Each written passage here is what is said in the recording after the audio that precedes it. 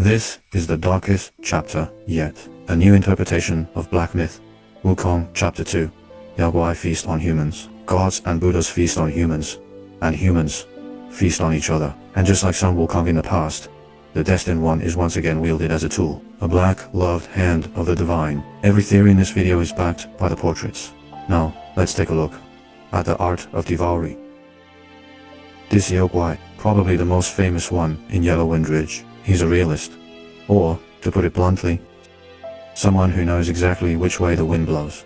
His father, indirectly killed by the Yellow Wind Sage. His younger brother, nearly killed while seeking revenge. So what did he do? He got down on his knees, became a pawn for the Yellow Wind Sage. But resentment doesn't just fade away, so he vents his anger by devouring rats. Except, wait, didn't the entire kingdom of Sahala turn into rats? Look at the corpses scattered on the ground.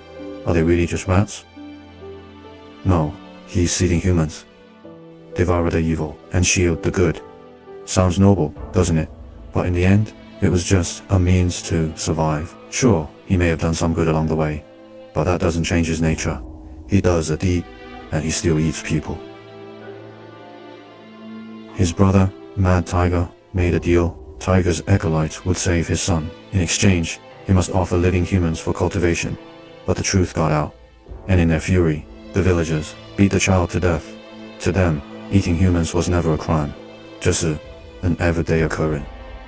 The common folk, after seeing a few small acts of kindness from these monsters, didn't just forgive them, they built temples in their honor. They worshipped them as gods. What a cruel irony. Some say the Yellow Wind Sage saved an entire city, so that makes him a good Yaguai, right?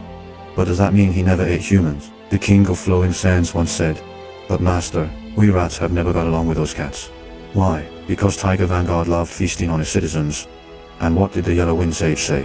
Don't bother me with trivial matters. Eating a few humans, not a big deal. And what about the gods? Oh, they eat people too, but in a more elegant way. All because the kingdom of flowing sands lost faith in Buddha. Bodhisattva Lingji sent a great beast, carrying his own severed head, to lay waste to the land.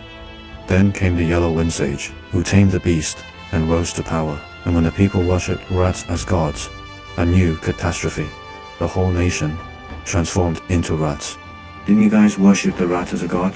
Well then, let me show you what it means to become a god.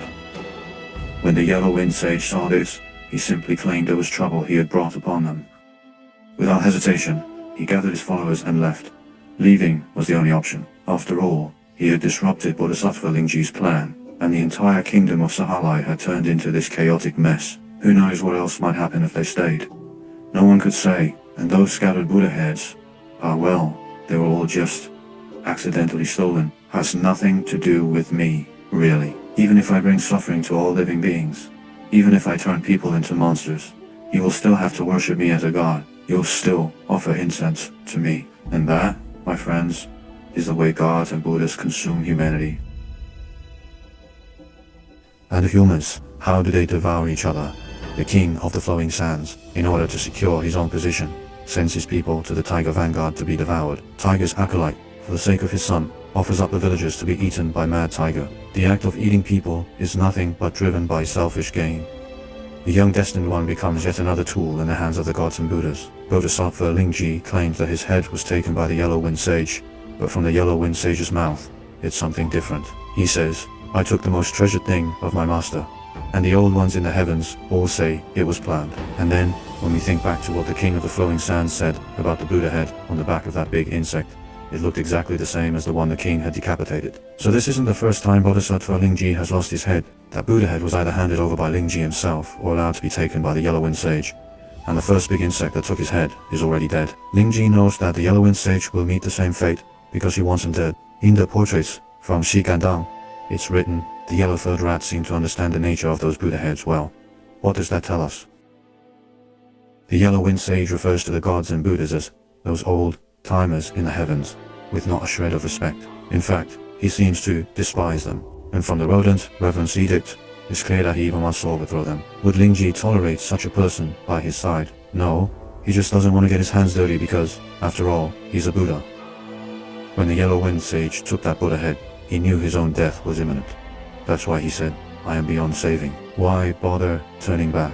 To give the Yaguai a more dignified life, after betraying Mount Sumeru, the Destined One will inevitably rid the world of the Yellow Wind Sage for the sake of some Wukong's relics. With all of this arranged, the relics are given to the Destined One, and through the Destined One's hands, the disciple with a rebellious heart is eliminated, all while the sage himself remains untouched, completely free of karma.